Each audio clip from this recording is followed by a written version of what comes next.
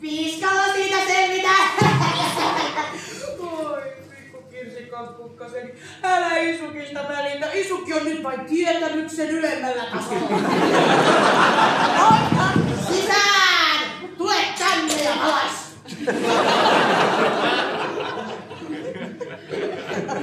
Ansaattia! Mitä ihmettä tämä on? Rode!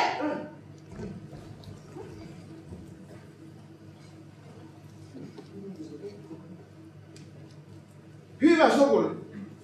Paavi lähettää tervehdyksensä. Hän on erittäin otettu lahjoittamastanne miekasta. Mitä taikuutta tämä on? Vastahan minä annoisin miekan teille. Ei taikuutta, vaan DHL Express. Paketti kuin paketti lennätetään pikakuljetuksena perille, käden käänteessä.